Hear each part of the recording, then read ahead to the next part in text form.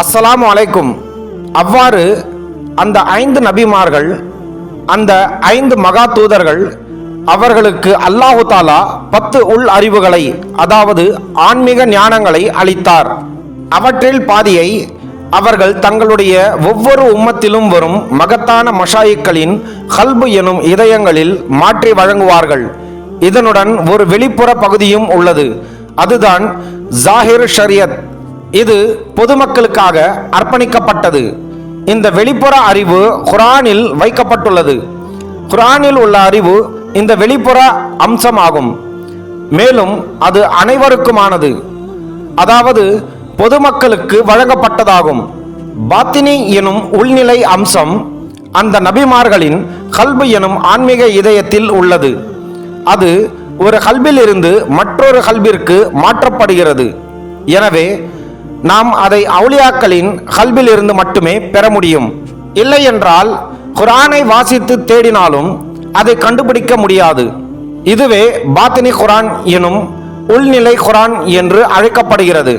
இந்த 2 குர்ஆன்களும் ஒரே கல்பிலிருந்து, அதாவது நபிமார்களின் கல்பிலிருந்து வந்தவை. ஆனால் அதன் உள்நிலை பகுதி பொதுவாக வெளிப்புற குர்ஆனில் வெளிப்படாது. ஆனால் சில சமயங்களில் அந்த உள்நிலை அறிவு ரசூல் ஸல்லல்லாஹு அலைஹி வஸல்லம் அவர்களின் அருள் நிறைந்த நாவிலிருந்து தெரியாமலேயே வெளிப்படும். அது கூறப்பட்ட பிறகும் அதை அஹல் எனும் அதற்குரிய மக்களை தவிர வேறு யாரும் புரிந்து கொள்ள முடியாது. இத்தகைய வசனங்கள் குர்ஆனில் காணப்படுகின்றன. இவ்விதமான வெளிப்படும் வசனங்களே உண்மையில் மன்சூக் அழிக்கப்பட்டவை ஆகும். நாசிக் அழிப்பவை மற்றும் மன்சூக் அழிக்கப்பட்டவை ஆகியவற்றுக்கு இடையிலான தொடர்பும் இதனுடன் சம்பந்தப்பட்டதே. இத்தகைய பல தலைப்புகள் உள்ளன. ஜாஹிரி உலமா என்னும் வெளிப்புற அறிஞர்கள் இதை பற்றி சட்ட தீர்ப்புகளை வழங்குகிறார்கள். வெளிப்புறத்தில் அவை சரியாக தோன்றும், ஆனால் பாத்தினி எனும் உள்நிலை நோக்கில் அவற்றிற்கு தனித்தனி முறைகளும் சட்டங்களும் உள்ளன. இவற்றையெல்லாம் உண்மையாக கற்க விரும்புகிறவர் அல்லாஹ்வினால் அறிவும் தொடர்பும் பெற்றிருக்கும் சில மஷாயிக்கள் எனும் ஆன்மீக குருமார்கள் இருக்கிறார்கள். ஒருவர் அவர்களின் சந்நிதிக்கு சென்று அவர்களிடமிருந்து குர்ஆனை கற்க வேண்டும். இவ்வாறு இந்த 5 லத்தாயிஃப் முடிந்தவுடன் மார்பில் உள்ள லத்தாயிஃப்களின் எண்ணிக்கை நிறைவடைகிறது.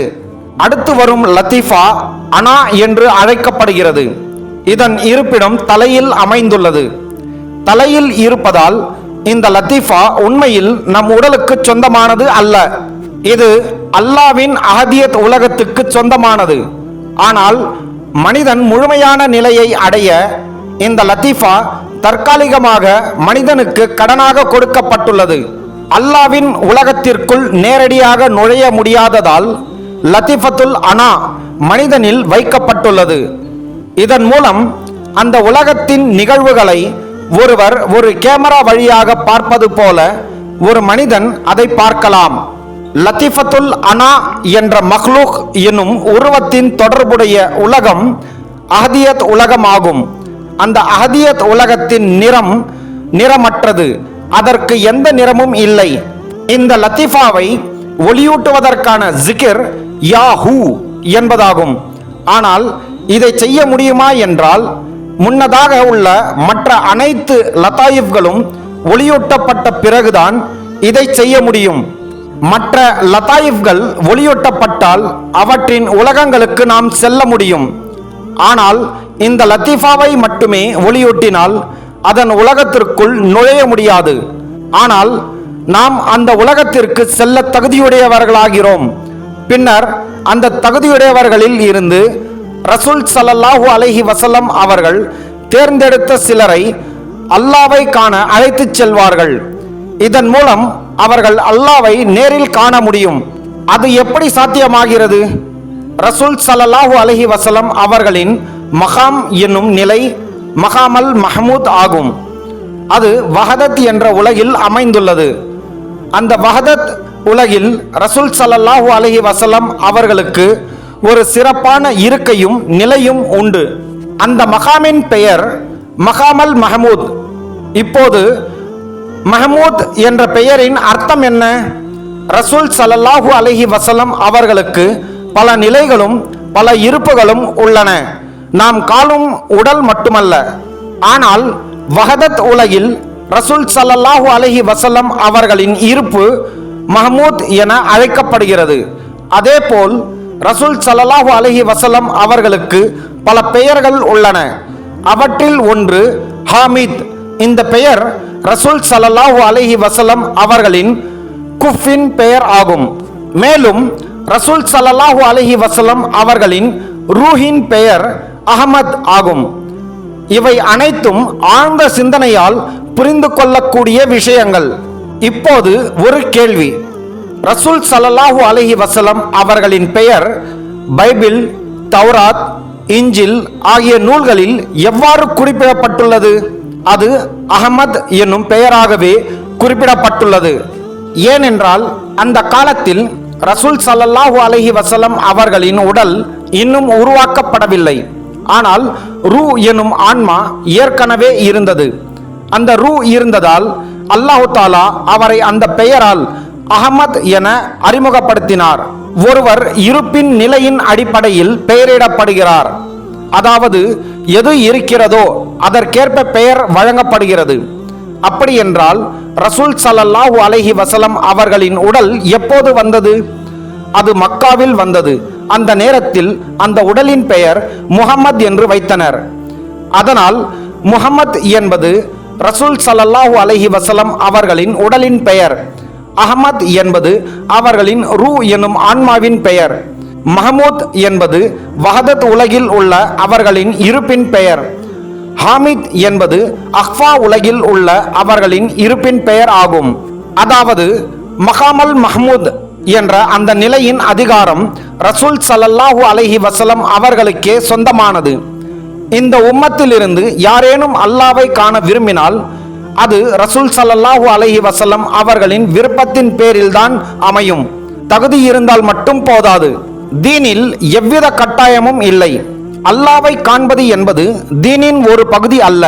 மீதமுள்ள லத்தாயிப்கள் அனைத்தையும் ஒளியூட்டுவதுதான் தீனின் ஒரு பகுதியாகும். ஏனென்றால் அந்த 5 லத்தாயிப்கள் அனைத்தும் ஒளியூட்டப்பட்டவுடன் ஒரு மனிதன் முழுமையாகி விடுகிறான். அதுவே தீனின் எல்லையாகும். அதனால்தான் அந்த 5 வகையான அறிவுகள் உம்மத்திற்கு இறக்கப்பட்ட போது தீன் நிறைவடைந்தது என்று கூறப்பட்டது. அதற்கான காரணம்தான் அல்லாஹ் கூறிய அந்த வசனம், அல் யௌமா அக்மல்து லக்கும் தீனக்கும். இன்று இந்நாளில் உங்கள் தீன் உங்களுக்காக முழுமையாக்கப்பட்டது என்று கூறப்பட்டது.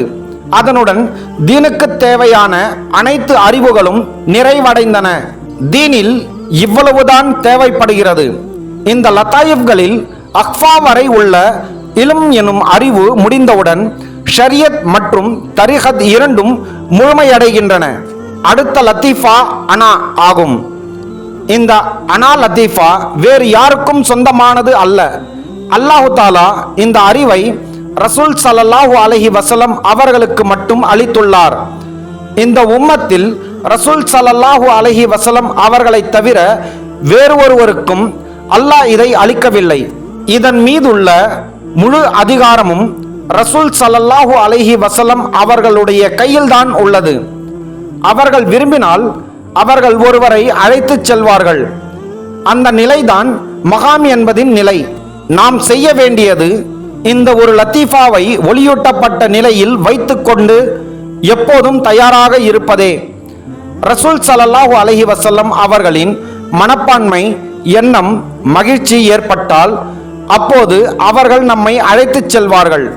அவ்வாறே ரசூல் ஸல்லல்லாஹு அலைஹி வஸல்லம் அவர்கள் யாரை அழைத்துச் செல்கிறாரோ அவர்கள் இந்த லத்தீஃபாவோடு சேர்த்து அழைத்துச் செல்லப்படுவார்கள்.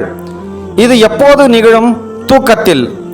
ஒருவர் தூங்கிக் கொண்டிருக்கும் போது அந்த தூக்க நிலையிலேயே இந்த லத்தீஃபாவை அழைத்துச் செல்வார்கள். நாம் எங்கு அழைத்துச் செல்லப்படுவோம்?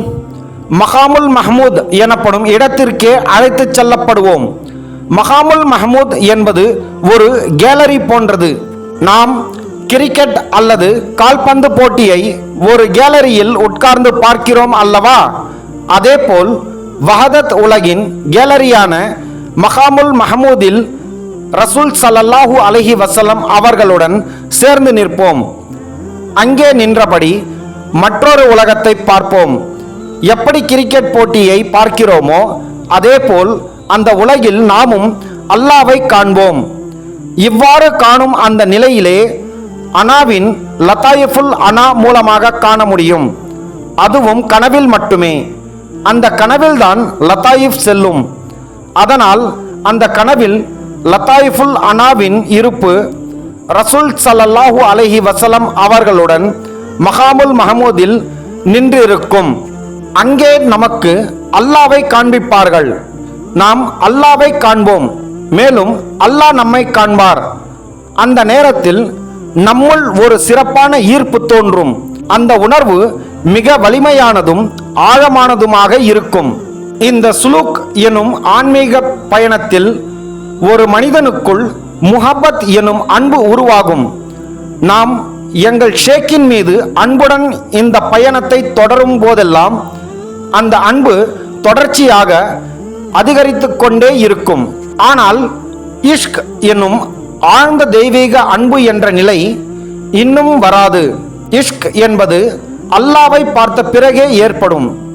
அது யாருக்கும் எளிதாக வழங்கப்படுவதில்லை. நாம் பொதுவாக பயன்படுத்தும் இஷ்க் என்ற சொல் உண்மையான இஷ்க் அல்ல. உண்மையான இஷ்க் என்ற அர்த்தம் அல்லாஹு தாலாவை கண்ட பின்பே வெளிப்படும். அத்தகையவர்கள் உண்மையான ஆஷிக்குகள் எனும் விரும்புபவர்கள் அல்ல. ஆஷிக் என அழைக்கப்படுபவர்கள் அவர்கள் அல்லாவை கண்டவர்கள். அவரை காணாதவர்களுக்கு இஷ்க் இல்லை. அவர்களுக்கு முஹப்பத் எனும் அன்பு இருக்கலாம், ஆனால் இஷ்க் இல்லை. அல்லாவை காணும் அந்த தருணத்திலே நாம் இஷ்க் உடையவர்களின் வரிசையில் சேர்கிறோம். அதாவது நாம் ஆஷிக்குகளாக ஆகிறோம். அப்போது நாம் அல்லாவை மட்டுமே தொடர்ந்து பார்த்து கொண்டே இருக்க விரும்புவோம். வேறு எதிலும் கவனம் இருக்காது. வேறு எதிலும் ஆர்வமும் இருக்காது.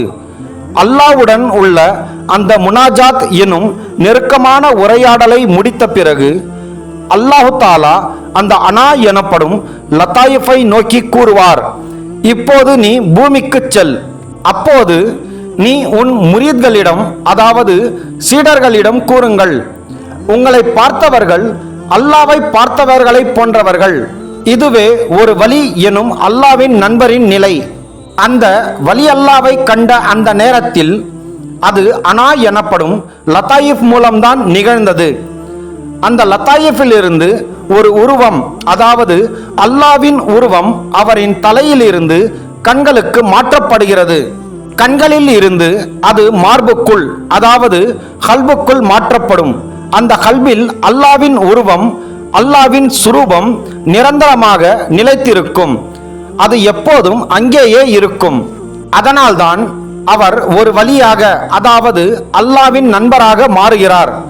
மக்கள் அவரை காணும் போது அல்லாவையே காண்கிறோம் என்று தோன்றுகிறது. ஏன் தெரியுமா? ஏனென்றால் அல்லாவின் உருவம் அவரது மார்பில் இருப்பதால்தான். அவர் தன்னைத்தானே மறக்கப்பட்ட உடல் மாதிரிதான். அத்தகைய அவுலியாக்கள் மீது அல்லாஹு தாலா தொடர்ந்து தஜல்லி எனும் தெய்வீக ஒளி இறக்குவான். ஏனென்றால் அதற்கு முன்வரை ஒரு மனிதன் தனது கட்டுப்பாட்டுக்குள் இருப்பான். அவன் தவறு செய்யக்கூடும். ஆனால் இந்த நிலைக்கு பிறகு ஒரு தவறு ஏற்பட்டால் அது ஒரு பெரிய பிரச்சனையாகிவிடும். ஏனென்றால் அல்லாஹ் அவருக்குள் தங்கியிருக்கிறான். அல்லாஹ் அவருக்குள் தங்கி இருப்பதால் அந்த உருவத்தை எந்த கலக்கமும் அடையாதபடி அல்லாஹ் அதை பாதுகாப்பான். அந்த பாதுகாப்பின் மூலம் அந்த வலிக்கு தெய்வீக பாதுகாப்பு கிடைக்கும். எனவே அவரிடமிருந்து எந்த தவறும் நடக்காது. இவ்வாறு அவரை காண்பவர்கள் அனைவரும் அல்லாவிடமிருந்து வரும் தஜல்லியாத் எனும் தெய்வீக ஒளியின் ஒரு பகுதியை பெறுவார்கள். தஜல்லி இறங்கும் போது அவர் முன் உட்கார்ந்திருக்கும் மோமின்களான அனைவரும் அதில் ஒரு பங்கை பெறுவார்கள். ஒரு வலியின் முன் உட்கார்ந்திருப்பவர்கள் தங்கள் உள்ளத்தில் மாற்றத்தை அனுபவிக்கிறார்கள். அது நூரின் தெய்வீக ஒளியின் மூலம்தான். தஜல்லி என்பது நூரின் மிகவும் வலுவான வடிவமாகும். நூர் என்பது அதன் மெல்லிய வடிவம், ஆனால் தஜல்லி மிகவும் வலுவான வடிவம். இப்படி பலமுறை தஜல்லிகள் கல்ப் எனும் ஆன்மீக இதயத்தில் தொடர்ந்து இறங்குவதன் மூலம் ஒரு மனிதன் உண்மையில் நல்லவராக மாறுகிறான். அது பேச்சு விவாதங்கள் மூலமாகவோ, படிப்பு மூலமாகவோ, சிந்தனை மூலமாகவோ அல்லது வேறு விஷயங்களாலோ அல்ல. நூர் மூலமாகவே, தெய்வீக ஒளி மூலமாகவே உண்மையான நன்மை அடைகிறான். இதன் மிக வலுவான வடிவம் தஜல்லி ஆகும். அது அல்லாவின் அவுலியாக்களின், அதாவது அல்லாவின் நண்பர்களில் காணப்படுகின்றன. நாம் அவர்களிடம் சென்று அவர்களின் முன் அமரும்போது அவர்கள் பேச்சு, பார்வை மற்றும் நெருக்கத்தின் மூலம் அதை பெறுகிறோம். இதுவே சுஹபத் என்று அழைக்கப்படுகிறது. ஒரு வலி அல்லாவிற்கு எவ்வளவு நெருக்கமாக இருக்கிறாரோ அதற்கேற்ப நாம் அதிகமான சுஹபத் பெறுகிறோம். அந்த உடனிருப்பின் ஒரு பங்கையும் அதன் சக்தியையும் நாம் அடைகிறோம். ஆனால் அனைத்து வலியின் முன் உட்காருவதும் ஒரே மாதிரியாக இருக்காது. அவுலியாவின் நிலை எவ்வளவு உயர்ந்ததோ அவர்களிடமிருந்து நாம் பெறும் ஆசீர்வாதங்களும் அதே அளவிற்கு அதிகரிக்கும். இங்கே குறிப்பிடப்பட்டிருப்பது லதைஃபுல் அனா பற்றியது. அதாவது நாம் முன்பே கூறியபடி மனிதனுக்குள் உள்ள 7 உலகங்களும் 7 கதவுகள் அல்லது வாகனங்களுடன் தொடர்புடையவை. அதை முன்பே நாம் விளக்கியுள்ளோம். அந்த ஒவ்வொரு கதவையும் அல்லது வாகனத்தையும் ஒவ்வொரு சொர்க்கத்திற்கும் அல்லது உலகத்திற்கும் ஒளியூட்டும் போது அந்த 7 சொர்க்கங்களிலும் நம்முடைய நுழைவு உறுதியாகிறது. அல்லது வேறு வார்த்தைகளில் சொல்வதானால், நாம் அந்த 7 உலகங்களுக்குள் செல்வதற்கான அனுமதி நமக்கு கிடைக்கிறது. அந்த 7 சொர்க்கங்களின் பெயர்கள் குல்த், தாருஸ்ஸலாம், தாருல் கரார், ஏதன், அல்மாவா, நயீம் மற்றும் ஃபிர்தோஸ். இது போலவே 7 உலகங்கள் கீழ்மட்டத்திலிருந்து தொடங்கி நாசூத், மலக்கூத், ஜபரூத், அதன் பிறகு அன்கபூத், பின்னர் லாஹூத், வஹதத் மற்றும் அஹதியத் ஆகும். ஒருவர் அஹதியத் என்ற அந்த உயர்ந்த நிலையை அடைந்த பிறகே அல்லாவை காணுவது சாத்தியமாகிறது. இதற்கு நமக்குள் ஒரு தனித்துவமான ரூ எனும் ஆன்மா உள்ளது. ஆனால் குர்ஆனில் ஒரு விஷயம் குறிப்பிடப்பட்டுள்ளது. அதில் அல்லாவை காண முடியாது என்று கூறப்பட்டுள்ளது. அதாவது கண்கள் அவரை உணர முடியாது, ஆனால் அவர் கண்களை உணர்கிறார். இந்த வசனத்தின் பொருள் என்னவென்றால், இங்கு கண்கள் அவரை உணர முடியாது என்று கூறும்போது அது மனிதனின் வெளிப்படையான கண்களை குறிக்கிறது. ஆனால் மனிதனுக்குள் அல்லாஹ் இன்னொரு வகையான கண்களை வைத்திருக்கிறான். அதாவது இன்னொரு ரூ. அந்த ரூவின் கண்கள் அவரை காண முடியாது என்று அல்லாஹ் கூறவில்லை. உண்மையில் அது அவரை காண முடியும். அதுவே அதன் நோக்கமாகும். இந்த நோக்கத்திற்காகவே லதைஃபுல் அனா எனப்படும் அந்த ரூ எனும் ஆன்மா உருவாக்கப்பட்டது. இதற்கு வேறு பணி எதுவும் இல்லை. அல்லாஹ் தஆலா இதனை ஒவ்வொரு மனிதனுக்குள்ளும் வைத்திருக்கிறான். இது தவிர அல்லாஹ்வால் கூடுதலாக அருளப்படும் சில விசேஷமான ஆன்மாக்கள் உள்ளன. சாதாரண மனிதர்களிடம் அவை இருக்காது. ஆனால் அல்லாஹ் தஆலா தாம் விரும்பும் சிலருக்கே அதை அருள்கிறான். அவை அடிப்படையான 7 ரூ எனும் ஆன்மாக்களையும் தாண்டி இருக்கின்றன. இத்தகையவர்கள் எல்லோரையும் விட மிக உயர்ந்தவர்களாக இருப்பார்கள். இப்படிப்பட்ட சிறப்பு ஆன்மாக்கள் 2. முதலாவது திஃப்லுல் நூரி என்று அழைக்கப்படுகிறது. இந்த ஆன்மா அல்லாவின் உஜூத் எனும் இருப்பு ஆகும். அது அல்லாவின் பிரதிபலிப்பே. குறிப்பாக அவருடைய வெளிப்புற பிரதிபலிப்பு. இந்த பிரதிபலிப்பை ஒரு ஆன்மா தாங்கி நிற்கிறது. அல்லாஹ் தஆலா இந்த ஆன்மாவை தனது மிக உயர்ந்த அவுலியாக்களுக்கு, அல்லாவின் நண்பர்களுக்கு வழங்குகிறான். அதேபோல் அல்லாவின் மற்றொரு உஜூத் உள்ளது. இந்த உஜூத்தின் ஆன்மா ஜுஸ்ஸே தௌஃபீக் இலாஹி என்று அழைக்கப்படுகிறது. அல்லாஹ் தஆலா இந்த ஆன்மாவையும் தன்னிடம் நெருங்கி வருபவர்களுக்கு வழங்குகிறான். இந்த ஆன்மா இரண்டு வகைகளில் உள்ளது. ஜுஸ்ஸே தௌஃபீக் இலாஹி ஜாத்தி மற்றும் ஜுஸ்ஸே தௌஃபீக் இலாஹி சிஃபாத்தி. ஜாத்தி வகை என்பது சிஃபாத்தி வகையை விட அதிகம் நெருக்கமாகவும் வலிமையாகவும் உள்ளது. அதேபோல் திஃப்லே நூரி என்பதற்கும் ஜாத்தி மற்றும் சிஃபாத்தி என இரண்டு வடிவங்கள் உள்ளன. இதில் ஜாத்தி வடிவம் சிஃபாத்தி வடிவத்தை விட அதிகம் நெருக்கமானது. ஜுஸ்ஸே தௌஃபீக் இலாஹி மற்றும் திஃப்லே நூரி ஆகிய இரண்டையும் ஒப்பிடும்போது அவற்றில் மிக நெருக்கமானதும் வலிமையானதும் ஜுஸ்ஸே தௌஃபீக் இலாஹி ஆகும். இதன் தொடர்பு அல்லாவின் உள்ளார்ந்த சாரத்துடன் உள்ளது. திஃப்லே நூரியின் தொடர்பு அல்லாவின் வெளிப்புற ரூவுடன் உள்ளது. எனவே இத்தகைய ஆன்மாக்களால் ஆசீர்வதிக்கப்பட்டவர்கள் இந்த உம்மத்தில் மிகவும் உயர்ந்தவர்கள். எளிமையாக சொன்னால் ஜுஸ்ஸே தௌஃபீக் இலாஹி வழங்கப்பட்டவர்கள், அதாவது அதன் மக்கள் அதை இஷ்க் என்னும் தெய்வீக அன்பின் பாதை வழியாக பெறுகிறார்கள். திஃப்லே நூரி மூலம் வரும் ஆசீர்வாதம் ஃபக்ர் எனும் ஆன்மீக வறுமையின் பாதை வழியாக கிடைக்கிறது. அடுத்ததாக நாம் புரிந்து கொள்ள வேண்டியது இதுதான். ரூஹானியத்தில் அதாவது ஆன்மீகத்தில் இரண்டு வகையான பாதைகள் உள்ளன. ஒன்று ஃபக்ரின் பாதை என்றும் மற்றொன்று இஷ்க் பாதை என்றும் அழைக்கப்படுகிறது.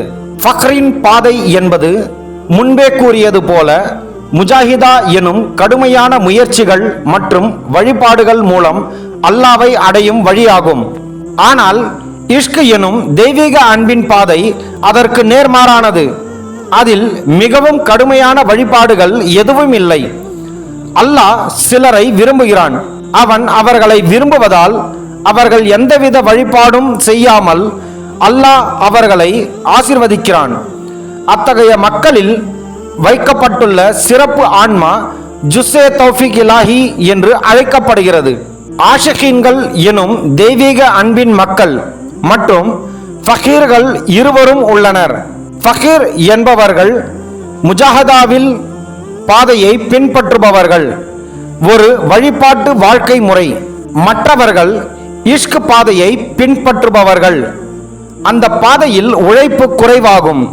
இங்கு உழைப்பு என்று சொல்வது உடலாலும் மனதாலும் செய்யப்படும் முயற்சிகளை குறிக்கும். இந்த விஷயத்தை அறிந்து கொள்வது அவசியம். ரூஹானியத் எனும் ஆன்மீகம் பற்றி உண்மையில் புரிந்தவர்களுக்கு இதை தெரிந்திருக்க வேண்டும். இதை தெரியாமல் தசவுஃப் எனும் ஆன்மீக அறிவியல் பற்றி அதிகம் பேசுவதால் எந்த பயனும் இல்லை. தசவுஃபில் நாம் இந்த இரண்டு விஷயங்களையும் அறிந்திருக்க வேண்டும். பல ஹதீஸ்களும் குர்ஆனின் அர்த்தங்களையும் உண்மையாக புரிந்து கொள்வதற்காக இந்த சொற்களையும் அதன் ஆன்மீக பொருள்களையும் நாம் அறிந்திருக்க வேண்டும். இல்லை என்றால் ஃபக்ர் என்ற வார்த்தையை கேட்டவுடன் நமது மனதில் ஏழைகள் அல்லது பாவப்பட்டோர் என்று நினைப்போம். ஆனால் ஆன்மீகத்தில் அது அதன் அர்த்தம் அல்ல. நாம் பேசிக்கொண்டிருக்கும் இந்த தலைப்பு ஜுஸ்ஸே தௌஃபீக் இலாஹி என்றால் என்ன, அது எப்படி உருவாகிறது, அதுபோல திஃப்லே நூரி என்றால் என்ன, அது எப்படி தோன்றியது, இந்த விஷயங்களை நாம் குறைந்தபட்சம் ஓரளவு அறிந்திருக்க வேண்டும். இந்த தலைப்பின் ஒரு பகுதியை இன்ஷா அல்லாஹ் அடுத்த வகுப்பில் விவாதிப்போம். ஜுஸ்ஸே தௌஃபீக் இலாஹி உள்ளவர்கள் ஆஷிகீன்கள் என்று அழைக்கப்படுகிறார்கள். திஃப்லே நூரி உள்ளவர்கள் ஃபகீர்கள் என்று அழைக்கப்படுகிறார்கள். இவர்களில் மிக உயர்ந்த நிலை கொண்டவர்களும் உள்ளனர். திஃப்லே நூரி இரண்டு வகைகள் உள்ளன, ஜாத்தி மற்றும் சிஃபாத்தி. ஜாத்தி திஃப்லே நூரி உள்ளவர்கள் இந்த உம்மத்தில் 7 பேர் மட்டுமே உள்ளனர்.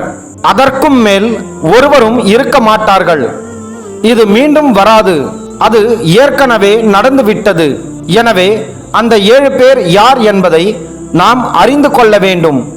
ஏனென்றால் அவர்கள் ஏற்கனவே வந்துவிட்டார்கள்.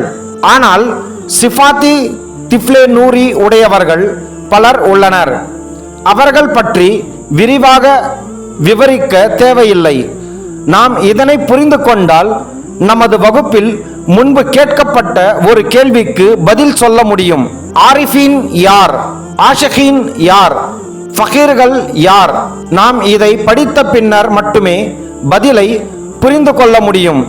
இன்ஷா அல்லாஹ் அந்த தலைப்பை அடுத்த வகுப்பில் விவாதிப்போம்.